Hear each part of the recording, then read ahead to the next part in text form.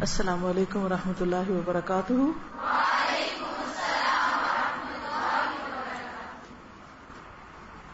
نحمده ونصلي على رسوله الكريم، اما بعد فاعوذ باللہ من الشیطان الرجیم، بسم اللہ الرحمن الرحیم، رب اشرح لي صدری ويسر لي امری واحلل عقدۃ من لسانی یفقهوا قولی۔ سیدہ ام ایوب انصاریہ رضی اللہ عنہا، نام ام ایوب کنیت ہی سے مشہور تھی اور اسی سے جانی گئی۔ اس کے علاوہ ان کا کیا نام تھا نہیں معلوم۔ والد کا نام قیس بن سعد، شادی خالد بن زید کے ساتھ ہوئی۔ ان کی کنیت ابو ایوب انصاری تھی، مشہور ہے ابو ایوب انصاری۔ وہ انصار کے معززین میں سے تھے۔ دونوں میاں بیوی ان خوش نصیب لوگوں میں سے ہیں جن کے بارے میں اللہ پر لبیک کہنے میں سبقت کی، نیز جو بعد میں راست بازی کے ساتھ ان کے پیچھے آئے۔ اللہ ان سے راضی ہوا اور وہ اللہ سے راضی ہوئے۔ اللہ نے ان کے لیے ایسے باغ تیار کر رکھے ہیں جن کے نیچے نہریں بہتی ہوں گی اور وہ ان میں ہمیشہ رہیں گے۔ یہی عظیم الشان کامیابی ہے۔ ام ایوب اور ان کے خاوند کے اسلام قبول کرنے کا واقعہ۔ سیدہ ام ایوب ایک دن صبح کے وقت جب نیند سے بیدار ہوئیں تو انہوں نے اپنے خاوند ابو ایوب انصاری کو دیکھا کہ وہ سفر پر روانہ ہونے کی تیاری کر رہے ہیں۔ انہوں نے تلوار اپنے گلے میں لٹکائی ہوئی ہے اور اپنی شہبا نامی گھوڑی پر سوار ہے۔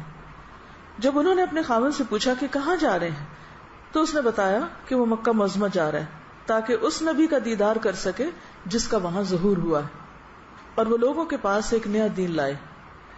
وہ لوگوں کو بتوں کی عبادت چھوڑ دینے اور ایک اللہ پر ایمان لانے کی دعوت دے رہے ہیں۔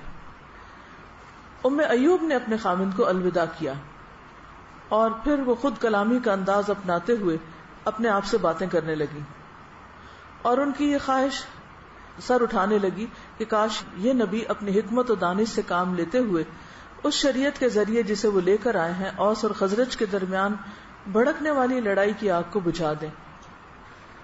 آپ سب جانتے ہیں کہ مدینہ میں اوس اور خزرج کی باہم بہت لڑائیاں تھیں اور سال ہا سال سے خون بہایا جا رہا تھا، تو ان کے دل میں یہ خیال پیدا ہوا کہ کاش یہ نبی ان لڑائیوں کو ختم کر دے، کاش یہ خیر و بھلائی کا سفیر اور اصلاح کا ذریعہ بن کر سامنے آئے اور ان کے سینوں سے بغض اور کینے کے کانٹے نکال دیں اور وہ یہودیوں کے جرائم اور شرپسند عزائم کا خاتمہ کر دیں، کیونکہ یہودی اوس اور خزرج کے درمیان فتنہ و فساد کا بیج بوتے ہیں اور شر کی آگ بھڑکاتے ہیں۔ ام ایوب نے یہ دلی تمنا کی کہ اس کا خاوند مکہ معظمہ سے صحیح سالم ہر طرح سے خیر و عافیت کے ساتھ واپس لوٹ آئے۔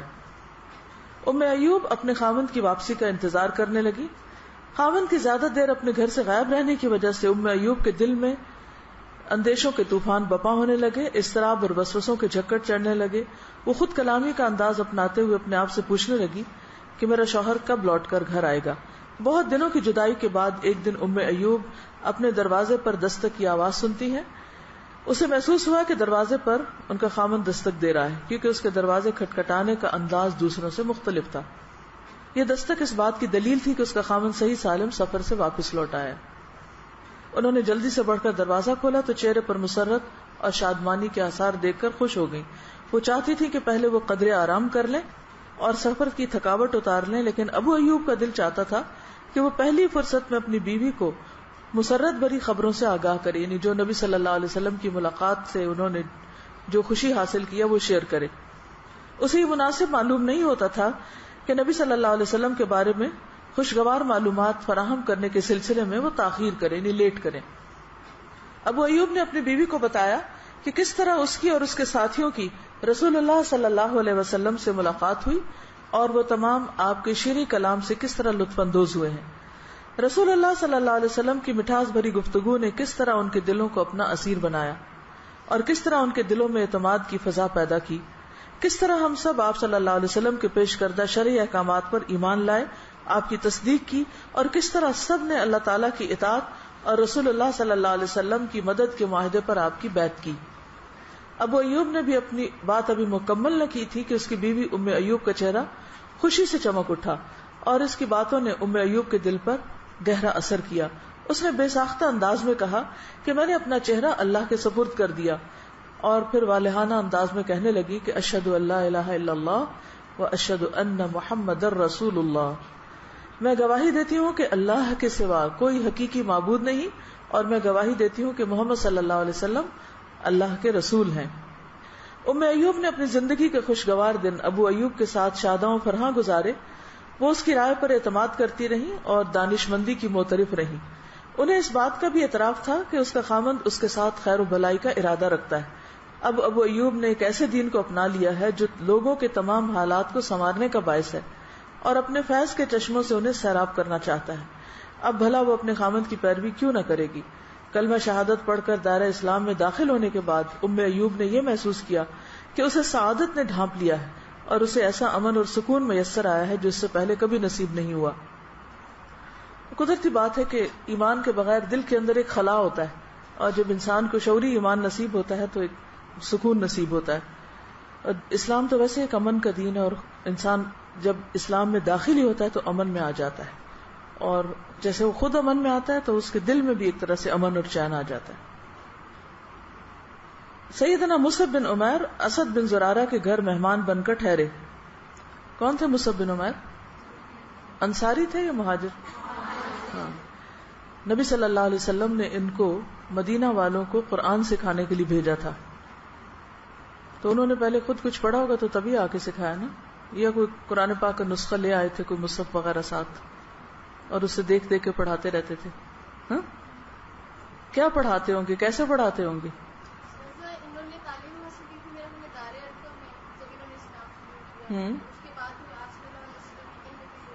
یعنی انہوں نے دار ارقم میں، دار ارقم کہاں تھا؟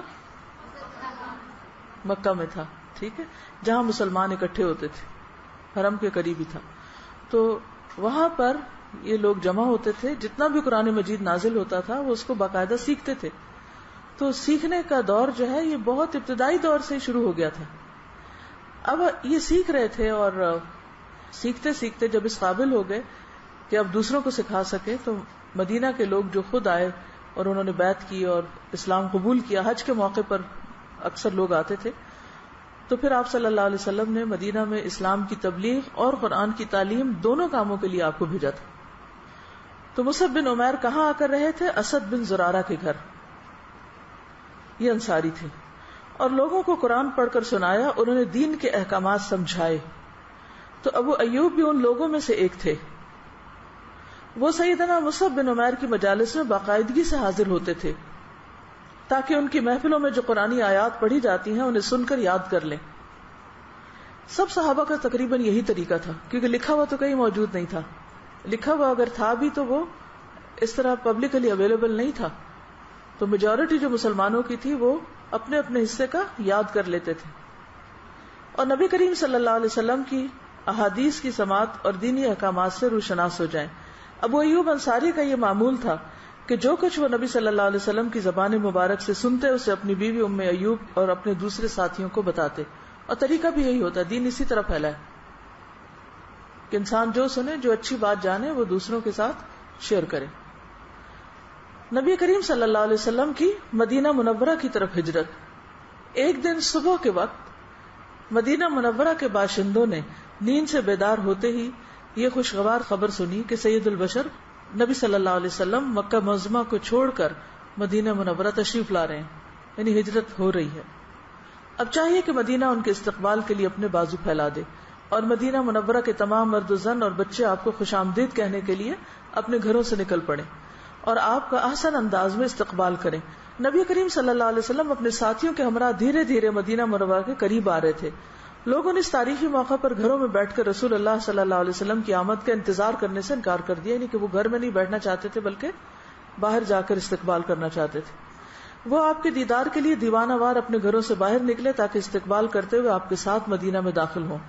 جب انہیں رسول اللہ صلی اللہ علیہ وسلم کی جھلک دکھائی دی تو آپ کا دیدار کرنے والوں نے یہ ترانہ پڑھا۔ یہ ضعیف روایت ہے، بہرحال تاریخ کی کتابوں میں آتا ہے۔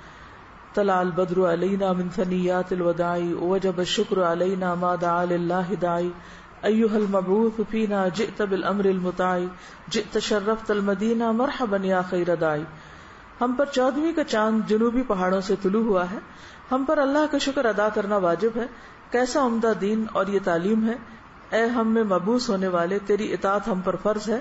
خوش آمدید اے دائی الی الخیر، تیرے آنے سے مدینہ کو شرف ملا ہے. بہرحال شعروں کا مطلب اچھا ہے، شعر بھی اچھے ہیں، لیکن یہ روایت ثابت نہیں ہے کہ واقعی یہ آپ کی آمد پر پڑھے گئے تھے.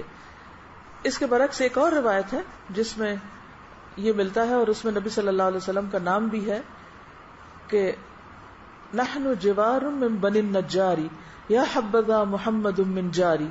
ہم بنو نجار کی لڑکیاں ہیں، واہ واہ محمد صلی اللہ علیہ وسلم جن کے پڑوسی بنے. یعنی یہ بھی ایک شعر ملتا ہے. تو اصل میں بچے ہوں بڑے ہوں سبھی آپ کی آمد کے منتظر تھے، اور سبھی خوش تھے کہ آپ تشریف لے آئے ہیں، اور اپنے اپنے انداز میں انہوں نے استقبال کیا. انصار نے رسول اللہ صلی اللہ علیہ وسلم کا جس جوش و خروش اور والہانہ انداز میں استقبال کیا، انہیں خوش آمدید کہا، ایسا دل نشین منظر مدینہ منورہ میں اس سے پہلے کبھی نہیں دیکھا گیا. ہر کوئی رسول اللہ صلی اللہ علیہ وسلم کی قصوہ نامی اونٹنی کی نکیل پکڑنے کے لیے اپنے ہاتھ آگے بڑھا رہا تھا تاکہ وہ اونٹنی کی باگ پکڑ کر اپنے گھر لے جائے، اور رسول اللہ صلی اللہ علیہ وسلم اس کے ہاں معزز مہمان کی حیثیت سے ٹھہرے. ہر ایک کے دل کی یہ تمنا تھی کہ اسے عظیم شرف حاصل ہو، لیکن اس دن ہوا کیا؟ یعنی ہر شخص یہ چاہتا تھا کہ آپ اس کے گھر تشریف لائیں. جب رسول اللہ صلی اللہ علیہ وسلم نے اہل مدینہ کا ذوق و شوق دیکھا تو ان کے چہروں سے اندازہ لگا لیا کہ ہر کوئی آپ کو اپنے گھر مہمان بنانے کی دلی تمنا رکھتا ہے. تو آپ نے ارشاد فرمایا، خلو سبیلہا فانہا مأمورۃ، اس اونٹنی کا راستہ چھوڑ دو، یہ حکم کی پابند ہے. قصوہ اونٹنی آہستہ رفتار سے چل رہی تھی. یوں دکھائی دے رہا تھا کہ وہ یہ سوچ رہی ہے کہ ٹھہرنے کے لیے کون سی جگہ مناسب ہوگی. پھر وہ ایک دم سیدنا ابو ایوب خالد بن زید انصاری کے گھر کے سامنے ٹھہر گئی. یہ ایک بہت بڑی سعادت تھی جو ان کو نصیب ہوئی. کیا وجہ ہو سکتی ہے؟ اتنے گھر تھے، اتنے لوگ تھے، سبھی چاہنے والے تھے، لیکن ان کے گھر کا انتخاب ہوا اللہ کی طرف سے. کیوں؟ کوئی ممکنہ وجہ بتائیے کہ نیکی کے مواقع کس کو میسر آتے ہیں اور اتنی بڑی سعادت کب انسان کو ملتی. یہ کسی انسان کی پلاننگ نہیں تھی، اللہ کی توفیق سے ہی ہوا.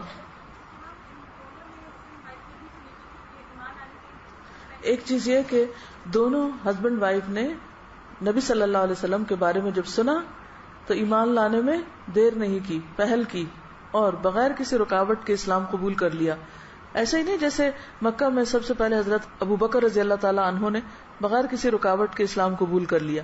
تو ان کو جب پتا چلا یہ خود تشریف لے گئے اور پھر واپس آ کے بیوی کو بتایا تو وہ بھی بغیر کسی تردد کے مسلمان ہو گئی.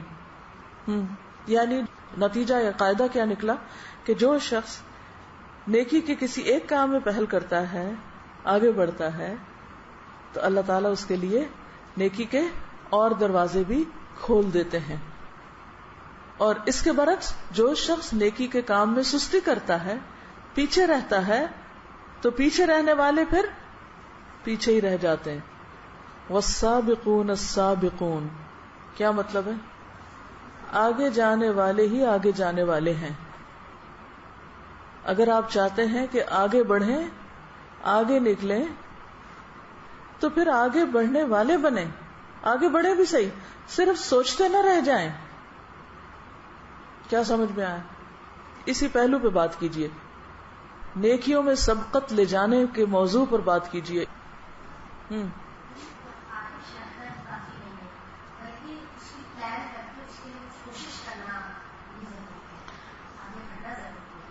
یعنی صرف انتظار ہی نہ کرتا رہ جائے انسان، اور صرف سوچ و بچار ہی نہ کرتا رہے، اور صرف نفع نقصان ہی کا جائزہ نہ لیتا رہے. جب خیر پر شرح صدر ہو جائے کہ یہ خیر کا کام ہے تو پھر دیر نہ کرے. کہتے ہیں نا نیکی اور پوچھ پوچھ کر.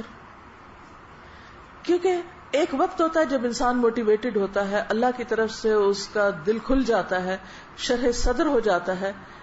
تو اس شرح صدر کا کوئی مقصد ہے نا. اب ہونا کیا چاہیے؟ شرح کا مطلب تو کھلنا. جب دل کھل گیا، تسلی ہو گئی، اور آپ ابھی بھی اٹھ کے کر نہیں رہے، تو کیا ہوگا؟ دل واپس پھر بند ہو جائے گا. پھر وہ موقع گیا. تو ہم سب کے سامنے بہت سی اپرچونٹیز نیکی کے کاموں کے لیے آتی رہتی ہیں، لیکن ہم نہ کر دیتے ہیں. تو خیر اور بھلائی کے کاموں میں جسے کہتے ہیں نا چٹی نہ، وہ نہیں کرنی چاہیے. ٹھیک، آپ کو نہیں معلوم کہ آپ اس خاص مقام پہ پہنچیں گے تو اگلا دروازہ کھلے گا. ہم کیا کہتے ہیں، ہم یہاں کھڑے ہیں اور وہ دروازہ کھلے تو ہم چلیں گے، لیکن وہ نہیں کھلنا جب تک آپ یہاں تک نہیں آتے. یہاں آئیں گے تو اگلا کھلے گا. جو یہاں نہیں پہنچا اس کے لیے اگلا بھی نہیں کھلا، اور پھر وہ بیٹھے کا بیٹھے ہی رہ گیا. جی، جو ہی انہوں نے سنا تو وہ چل پڑے اور خود چلے گئے.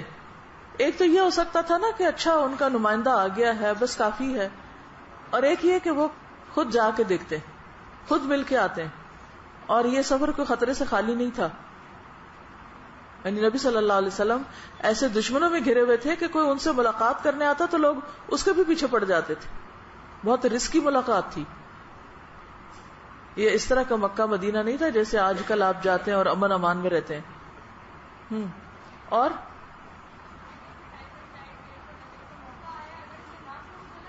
جی، ٹائم کسی کا انتظار نہیں کرتا، وقت کسی کا انتظار نہیں کرتا. اگر آپ نہیں کریں گے کوئی اور کر لے گا. جی،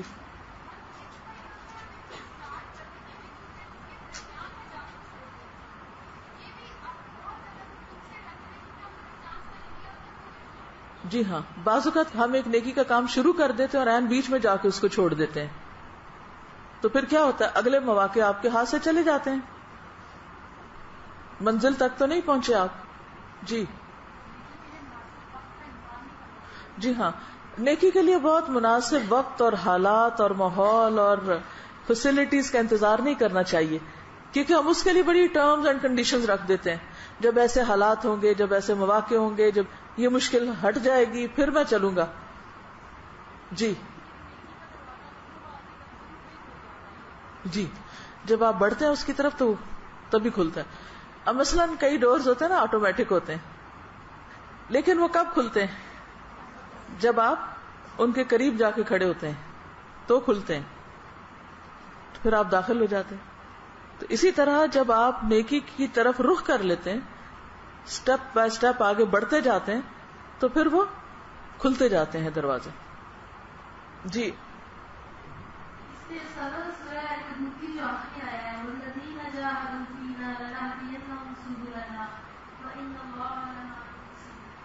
ٹھیک ہے، بالکل. لنہدینہم سبیلنا نہیں ہے، سبلنا. ایک نہیں کئی راستے ملتے ہیں جب آپ جدوجہد کرتے ہیں، محنت کرتے ہیں، اور بے شک اللہ محسنین کے ساتھ ہے.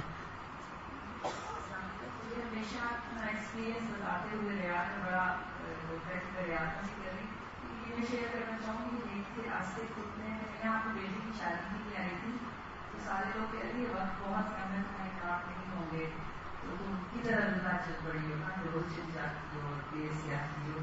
تو اللہ اتنی آسانی کرتا ہے کہ جیسے میرے کام تو بہت سے ہو رہے ہیں اور میرے ایک دن آئی اور میں واپس ہر دن یہ بے چینی ہوتے ہیں کب جاؤں.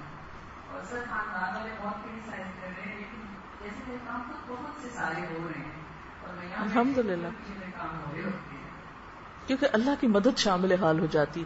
یہ پہلو ہم بھول جاتے ہیں. ہم سمجھتے ہیں سب کچھ ہم نے کرنا ہے، حالانکہ ہم نہیں کر رہے ہوتے سب کچھ. اللہ کی توفیق اور مدد سے چیزیں آسان ہو جاتی ہیں جب ہم اللہ کے لیے خالص ہوتے ہیں. تو ایک بات یہ کہ والسابقون السابقون، ٹھیک، اگر یہ دو لفظ اپنے پاس لکھ لینا یاد دہانی کے لیے، کیونکہ ہم باتیں بہت ساری پڑھ لیتے ہیں پھر جب جاتے ہیں تو ساری اکٹھی بلا دیتے ہیں. تو کچھ تو پلے باندھ کے لے جایا کریں، کہیں تو کچھ لکھ دیا کریں تاکہ یاد رہے. ٹھیک.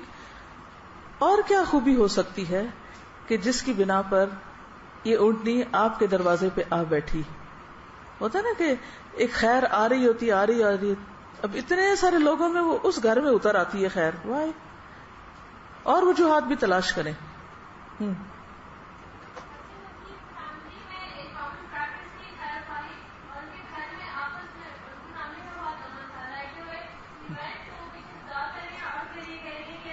یس، یعنی شوہر اور بیوی کا جو باہم اتفاق ہوتا ہے یا آپس میں ایک دوسرے کی خیرخواہی ہوتی ہے، اس میں یہ نہیں ہوتا کہ اختلاف ہوتا نہیں ہے، لیکن وہ بھی خیرخواہی پر مبنی ہوتا ہے۔ ایک ہوتا ہے ضد، نفرت اور ہٹ درمی پر مبنی اختلاف، لڑائی، کہ ہر چیز میں بس ایک دوسرے کو کاٹنا ہے، اور ایک ہوتا ہے کہ خیرخواہی اور آپس کی ہمدردی، ان دونوں چیزوں کے دو مختلف نتائج نکلتے ہیں۔ کسی بھی گھر میں یا ادارے میں جب لوگ ایک دوسرے کو رسپیکٹ دیتے ہیں، ایک دوسرے کے ساتھ خیرخواہ ہوتے ہیں، لازماً وہاں برکتیں نازل ہوتی ہیں، لازماً۔ اور جہاں لڑائیاں جھگڑے ہوتے ہیں، فتنے فساد ہوتے ہیں، وہاں سے خیر بھلائی اٹھ جاتی، کیونکہ وہ اس کے اہل نہیں ہوتے۔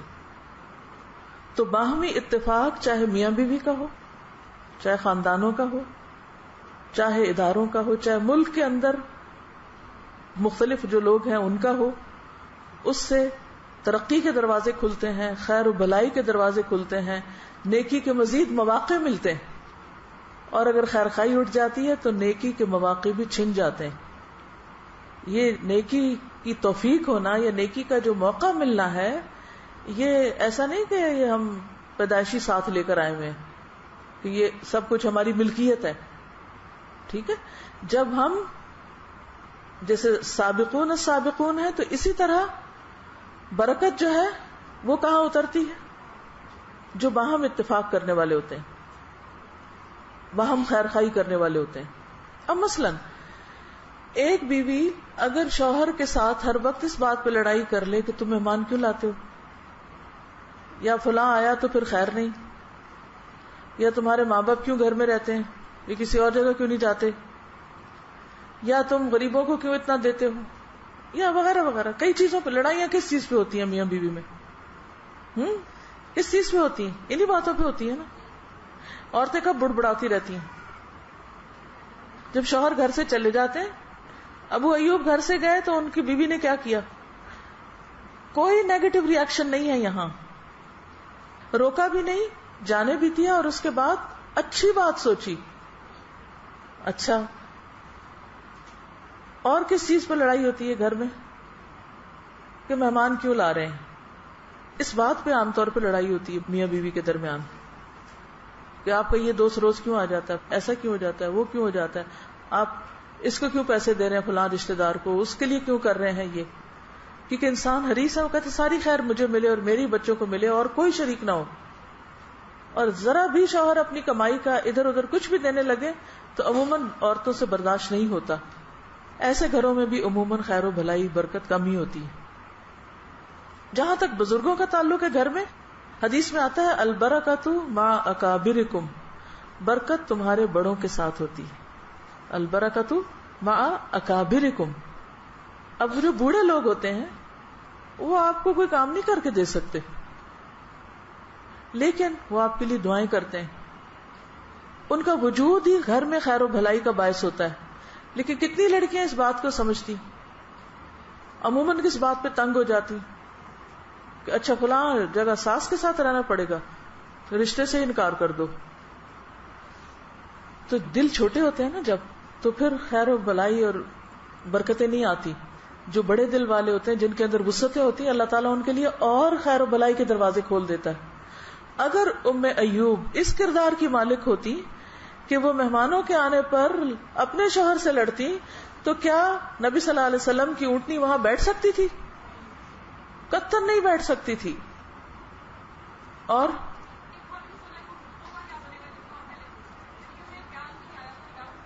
بالکل، یعنی جس طرح حضرت ابو بکر رضی اللہ تعالیٰ عنہ کے بارے میں آپ نے فرمایا نا کہ اوروں نے اسلام قبول کرتے وقت کچھ نہ کچھ جھجک ظاہر کی، لیکن ان کے اندر کوئی رکاوٹ ہی نہیں تھی۔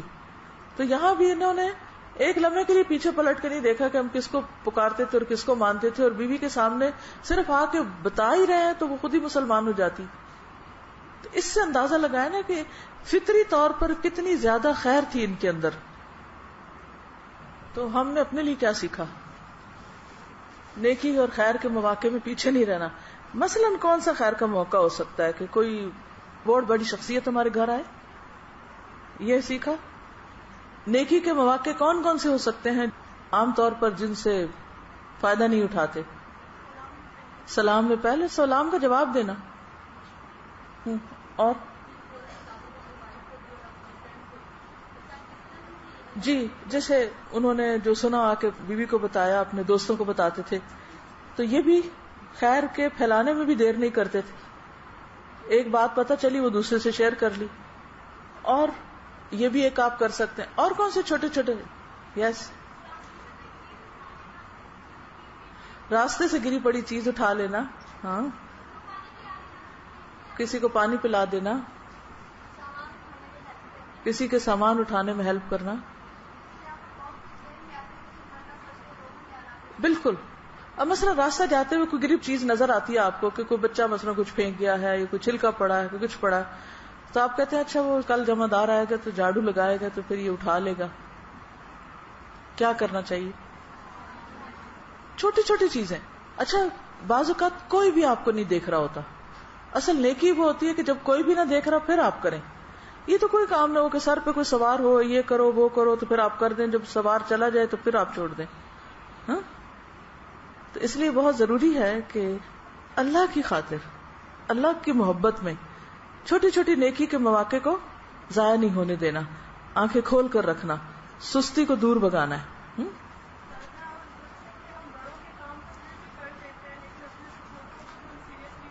جی، بعض اوقات بڑوں کے کام کر دیتے ہیں لیکن چھوٹوں کو ہم سیریسلی نہیں لیتے، ان کی مدد نہیں کرتے، یا اس کا کام کر دیتے جس سے کوئی ہمیں فائدہ حاصل ہو سکتا ہے، اور اس کا نہیں کرتے جہاں کوئی فائدہ نہیں ہوتا.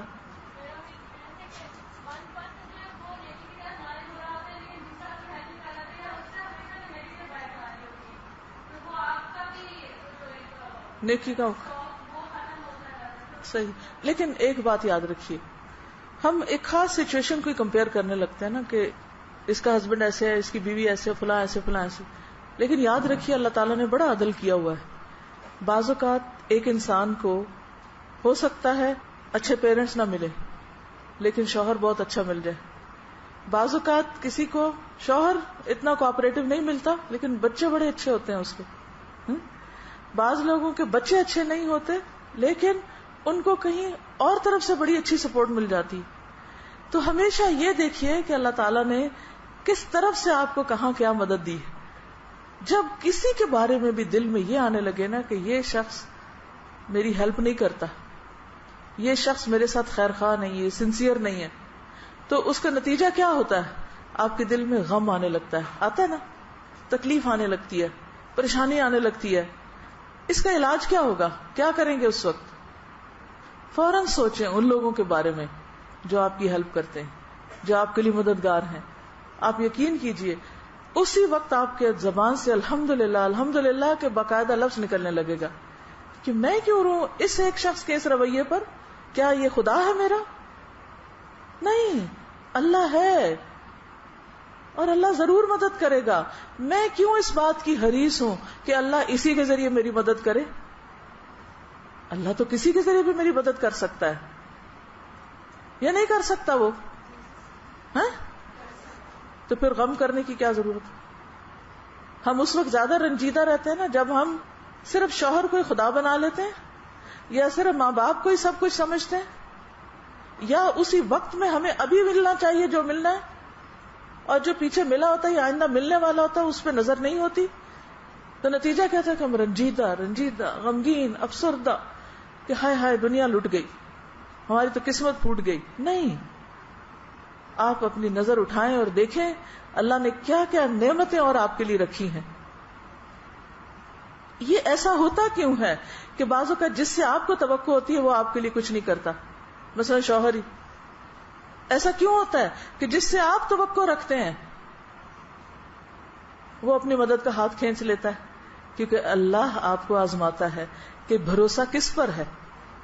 یہ کہنا بہت آسان ہے لیکن اس وقت اپنے دل کو تھام کر مطمئن رہنا اور آگے بڑھتے رہنا، یہ اصل چیز. مایوسی کا شکار نہیں ہونے دینا. اللہ تعالیٰ کو غیرت آتی ہے جب بندہ اللہ سے زیادہ کسی کو چاہنے لگتا ہے یا اللہ سے زیادہ کسی اور کے اوپر ڈیپینڈ کرنے لگتا ہے، چاہے ماں باپ ہو، چاہے شوہر ہو، چاہے کوئی دوست ہو، چاہے کوئی بھی انسان ہو. کیا اللہ تعالیٰ نے ابراہیم علیہ السلام کو ہر رشتے میں آزمایا نہیں تھا؟ تو ہم سب کے بھی محبتوں کے امتحان ہوتے ہیں، حتیٰ کہ انسان صرف اور صرف اللہ کے لیے خالص ہو جاتا ہے. ایسے ہی لوگوں سے رضی اللہ عنہم ورضوا عنہ، اللہ سے راضی ہونا، اللہ کے فیصلوں پر راضی ہونا، اللہ کے ہر دی ہوئی چیز اور لی ہوئی چیز پر راضی ہونا، یہ ہوتا ہے وہ بندہ جو ایمان کا لطف اٹھاتا ہے کہ اللہ میں اس پہ بھی راضی، میں اس پہ بھی راضی، میں اس پہ بھی راضی، میرا جھگڑا کسی سے ہے ہی نہیں، جب تک تو ہے مجھے کوئی پریشانی نہیں، ٹھیک ہے نا؟ تو کبھی کسی ایک بندے کے پیچھے اپنے آپ کو نہیں گنوا دینا کہ وہ چھٹ گیا مجھ سے تو سب کچھ لٹ گیا، نہیں، ایسا نہیں ہے. اس کائنات میں اللہ نے بے شمار امکانات رکھے ہوئے ہیں، ٹھیک ہے نا؟ لیکن میں یہ نہیں کہ اب جب بھی یہ واقعہ پڑھتی تھی نا حضرت ابو ایوب انصاری کا، اور پھر ہر کوئی چاہ رہا ہے، ہر کوئی تڑپ رہا ہے آپ ہمارے گھر آ جائیں، آپ ہمارے گھر آ جائیں، تو آپ اس کراؤڈ میں اپنے آپ کو محسوس کریں اور سوچیں کہ ہمارے گھر آ جائیں اور پھر وہ کسی اور کے گھر چلے جائیں، تو آپ سوچیں گے نہیں یہ کیسے ہوا، وہ کیا چیز ہے کہ وہ ان کو وہاں لے گئی اور میں اس سے محروم رہ گیا، یا پھر اللہ نے میرے لیے کوئی اور بھلائی رکھی ہے. تو ہمیشہ جو مخفی اسباب ہوتے ہیں نا، ایک سبب ہوتا ہے ظاہری جس کو ہم بہت جلدی ڈیٹیکٹ کر لیتے ہیں، یہ وجہ ہوئی ایسا ہو گیا، یہ ہو گیا ایسا ہو گیا، مثلا کوئی نعمت چھینی تو ہم عام طور پہ دوسرے کو بلیم کر دیتے ہیں، یہ نہیں سوچتے کوئی اور گناہ اپنا بھی ہو سکتا ہے، کوئی اور وجہ بھی ہوگی.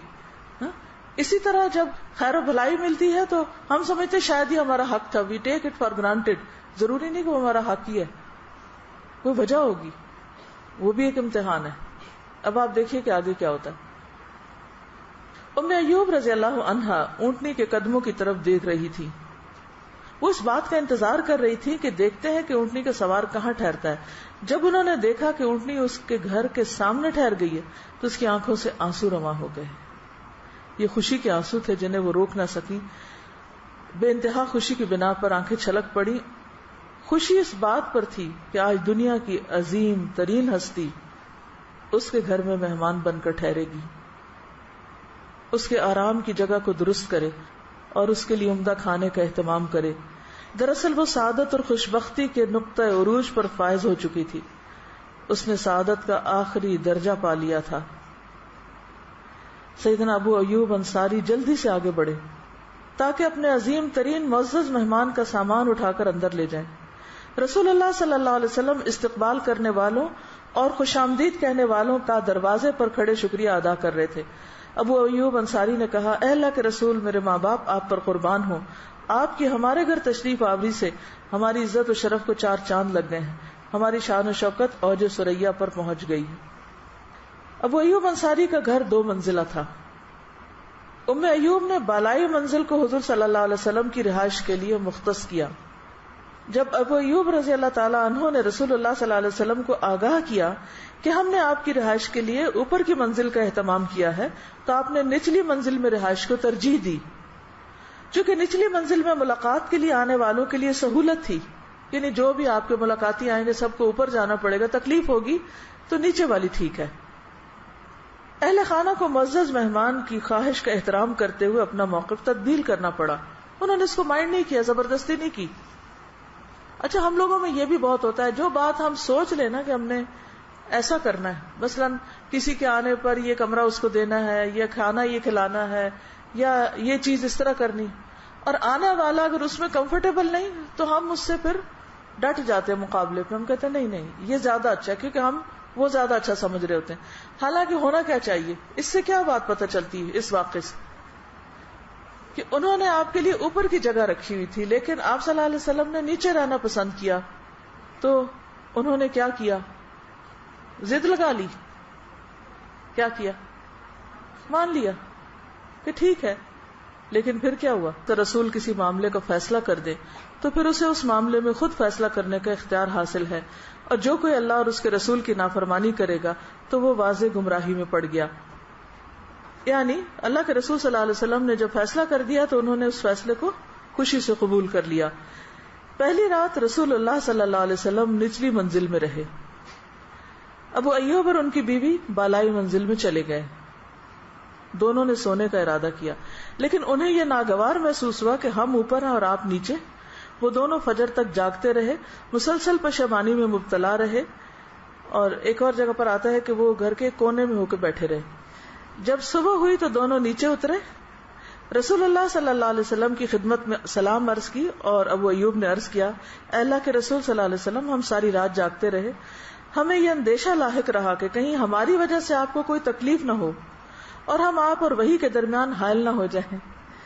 ابو ایوب نے رسول اللہ صلی اللہ علیہ وسلم کی خدمت اقدس میں مؤدبانہ التجا کی کہ آپ بالائی منزل میں تشریف رکھیں، تو آپ بالائی منزل پر تشریف لے گئے.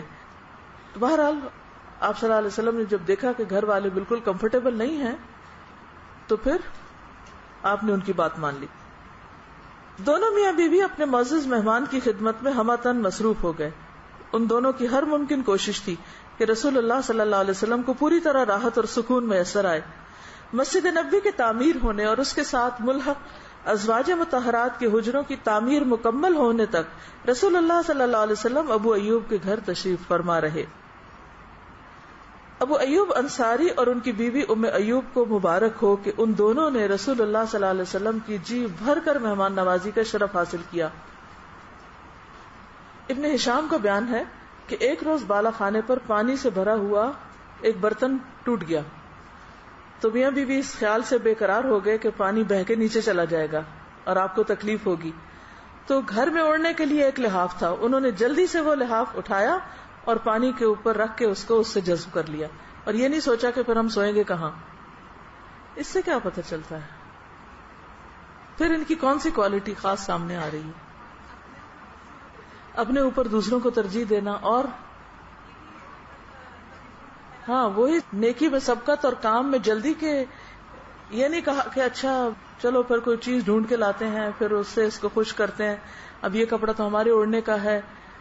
انہوں نے اس کو نہیں دیکھا، انہوں نے دیکھا کہ نبی صلی اللہ علیہ وسلم کو اپنی ذات پہ ترجیح دینا ہے، آپ کو تکلیف نہ پہنچے، تو فوراً لحاف سے پانی خشک کر لیا. رسول اللہ صلی اللہ علیہ وسلم 7 ماہ تک وہاں رہے تھے، 1-2 دن کی بات نہیں، 7 مہینے آپ کے گھر میں رہے تھے. جب ابو ایوب انصاری کے گھر سے آپ اپنے حجروں میں منتقل ہونے لگے تو دونوں میاں بیوی حد درجہ رنجیدہ ہوئے. انہیں آپ کی جدائی کا غم لاحق ہوا، لیکن جب انہیں یہ پتا چلا کہ آپ کی رہائش ہمارے قریب ہی ہوگی، امہات المومنین کے حجرے ان کے گھر کے بالکل سامنے ہیں، اس طرح حضور صلی اللہ علیہ وسلم ہمیشہ ہمارے پڑوس میں رہائش پذیر رہیں گے، تو انہیں سکون میسر آیا اور ان کی خوشی کی کوئی انتہا نہ رہی.